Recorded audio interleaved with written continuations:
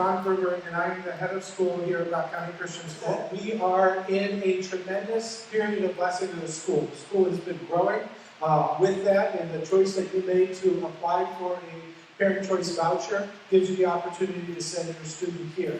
And the thing that I can promise you, and I know you have lots of questions about what school's going to look like in the fall, and trust me, I do too. One thing I can guarantee you is that our teachers and our students are going to make your child feel welcome. Because I've seen it, okay? And it's not going to change regardless of COVID-19 or any other challenges we face. And that's one of the great things about this school. At 300 students, K through 12, teachers will get to know your child and be able to serve them well. We will make the extra effort to go beyond what a lot of bigger schools can do because of our size. And that's one of the things that you can count on, regardless of whether we get into a situation where instruction is taking place at home, or they're here a couple days a week, or if they're here all the time. Our teachers are going to go the extra mile to serve your students. So that promise I can make you. Because of all the unknown, we've adopted a new logo for the school for this year, and I want to show it to you now. You're the first people to get to see this, so you're lucky. There it is. That's our new logo. Okay, a big giant question mark. Because you're going to ask a lot of questions, and they're very valid questions, about, are students going to go back to school 5 days a week? Are students going to be able to ride the bus? Are students going to be able to have lunch served to them? All those things that I know are on your mind. And that's my answer. The question mark, because I don't know. Okay? We've been working on a plan. We've had 3 or 4 different meetings with school staff and parents to try and figure out all those things and answer those questions. We sent out a survey to our families who are returning from last year to see kind of what's on their mind and what they think. So what our plan looks like is it's going to have different levels involved. We have 4 different colors, okay? Green, orange, yellow, and red, depending on what the situation is in the county. We're kind of at the mercy of the county health department on what the restrictions on us as a school are. So we're going to do everything we can. If we were going to open school tomorrow, we would be on a plan where students would be here 5 days a week. Right?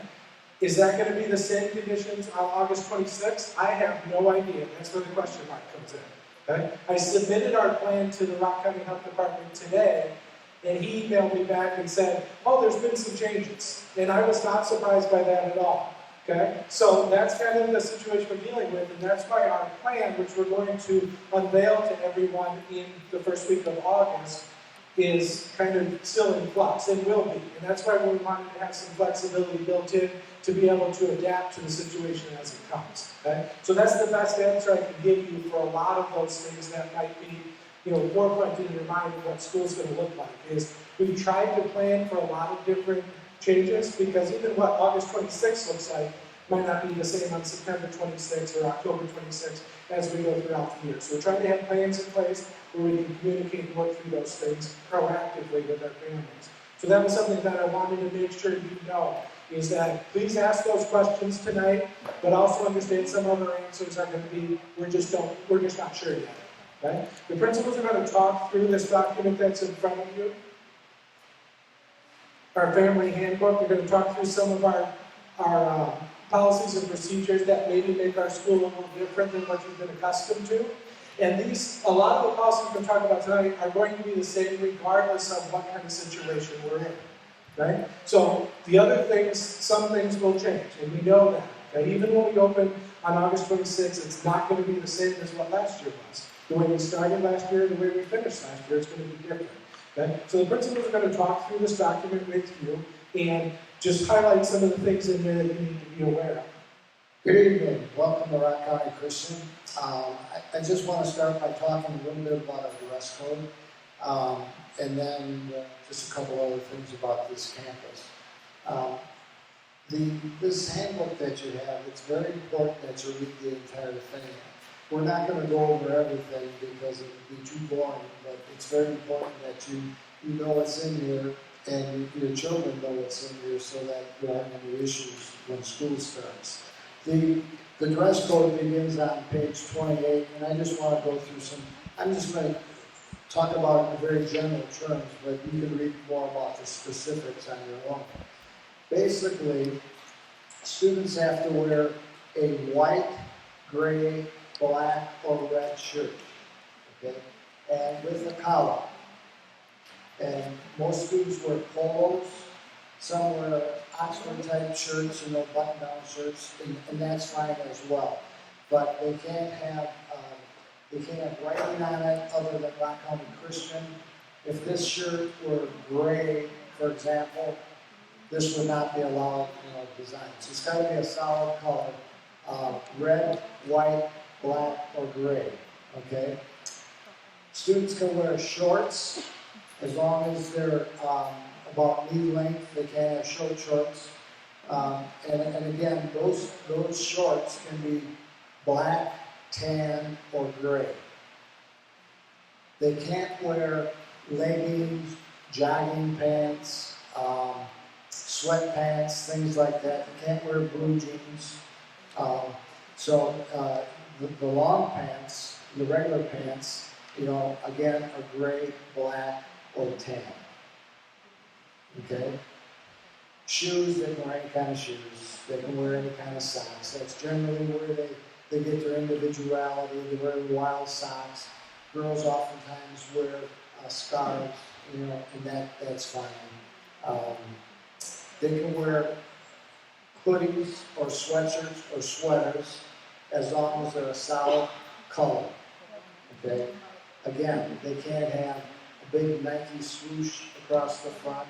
They can't have Rock County Christian on it, but if it's not something with school spirit type of wear, then it has to be a solid black, gray, white, or red. Okay? On Friday is school spirit day. So at that time, students can wear blue jeans if they have a shirt that has something with our school logo, something that has Rock County Christian on it. So at that time, they wear blue jeans. They cannot have holes in the jeans. They can't be tattered, but they can wear blue jeans. So that's the only day that they can wear like a t-shirt. Any other day, they have to have a collared shirt or a sweatshirt. And the sweatshirt can be over a collared shirt, but it doesn't have to be. Okay, it can just be over it. In that case, as long as we don't see a t-shirt, they can wear a sweatshirt. Any questions on that? Hair and piercings. Girls can have earrings, but you can't have nose piercings, lip piercings, and things like that. Boys cannot wear earrings. Hats, bandanas, head coverings are not allowed. Hair coloring has to be natural hair color. It can't be a bright pink or a bright green. I don't have trouble with that. So I'm going along with the dress code. As well as length. For boys, their hair can't be over their eyebrows or over the collar of their shirt. Okay? Any questions on any of that? So that's just, I ask you to read all the specifics, but those are just the basics in terms of the dress code. And the thing I want to emphasize at this campus, because almost all students have some type of phone. Phones are not allowed to be out in class, okay, or during the school day. So between 8 o'clock and 3 o'clock, if a phone goes off in class or if a teacher sees the phone, then they take the phone, a student gets a detention, and the parents have to come up to get it, okay? So, that can be a very big distraction, as I'm sure you're aware of. So we like phones to be in their pockets, in their backpacks, but not out and not ringing. So you can help us with that. Sometimes students get in trouble because their parents will text them during the day, and the phone might go off, and then they get a detention, get the phone taken away. So, any questions on phones? Any questions related to this campus specifically, 6 through 12? On a typical, if we had a normal schedule, we'd have 8 periods, 8 45-minute periods at this campus. Our 6th grade, if any of you have 6th graders, our 6th grade would be a self-contained room, and the only time that they would go out of that room would be for phy ed and art. All the other classes, 7 through 12, they rotate from teacher to teacher. They may have one teacher more than once, but typically they're just by subject areas. Anything you can think of? Okay. Well, if you have any questions, I'm going to be here, obviously, and feel free to come up and ask me any questions. So we're glad you're here. We're looking forward to your children joining us this year, and it's going to be exciting. As Mr. Gruber said, we're not quite sure what it's going to be like, but we know it'll be exciting. So at this time, I introduce Ms. Walner. She's the principal of the elementary campus. So just wanted to touch base a little bit on attendance, which is like if your kids have been in other schools, we keep attendance. And you want to have your kids here a little bit earlier than when the school day starts, which at both campuses this year it's 8 o'clock.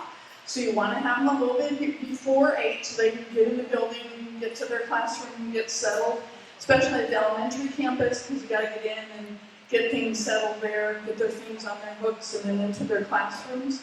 So I even say 10 minutes early is nice to get in there and just get settled and maybe have a chance to talk with a friend a little bit before the school day starts at 8. And then Janesville campus is 8 to 2:45, and the Beloit campus is 8 to 3. So that's the regular school day, and we want to give that extra time to just come and be sure you're on time and not tardy, because the attendances come track up, and so are the tardies. So you want to make sure that they're in the rooms ready to go by 8 o'clock. So give yourself that leeway, especially, you can have traffic, you can have flat tires, there can be accidents in between the two campuses. We've had that happen, so give yourself a little bit of leeway there. So they just touch on the attendance a little bit there. Dress code's the same. Any questions anybody have for kindergarten through 5th grade? You will, tonight we can set up an appointment if you have a 1st through 5th grader, well, kindergartners too. Kindergarten through 5th grader, we want to get together and tour the campus, and then it takes about an hour and have them do a little placement test just to see where they're at academically, especially in the math and reading. And that way we can say, okay, they're right at our grade level, or maybe they're a little lower, so we kind of have a little bit of pictures, just a small picture of where they're at and what's happening. So that way it gives you an idea too of what the school year might look like in that classroom. So I have my calendar here, so grab me into August. We'll make some appointments those first few weeks before school starts. You can plan about an hour is usually what it takes to tour and for the kiddos to do a few worksheets for me. Okay, thank you. And we have Mrs. Mason, Mrs. Lori Mason. All right, our bus system, and it is in the back in paperwork if you are interested in your student or students taking a bus.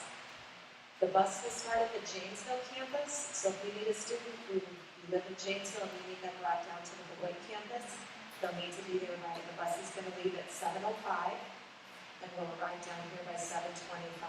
If you have an elementary student that needs to get from Beloit up to Janesville, the bus will leave here at 7:30 in the morning, and then it'll return to the Janesville campus. It'll be up there by 7:55.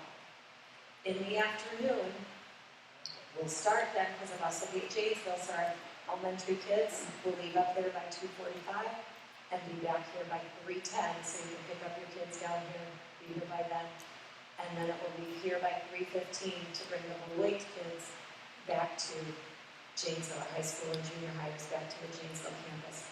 The cost for the bus is $250 per family. We are limited on space, so as soon as you have paperwork filled out for that and you have paid, we do have Mrs. Brookheis here tonight if you want to pay tonight, otherwise just give a call and we can get that set up. I'm also the one you'll see a lot this year asking for paperwork. So towards the back of your packets, that's where the paperwork begins. For some of you, you don't have some of the paperwork because I already have it, so I think I put post-it notes on that. One of the first pieces that you're going to see will be the registration information. I can't put that into our system until I have them officially registered. And please make sure you date and sign it. You'll also see emergency contact information. I need one of those per student. I think I counted correctly. If not, I have extras, and just come and find me. After that, we see paperwork that will give us permission to release records, so we just need to send that to their former schools so we can get that taken care of. Then we see bus information.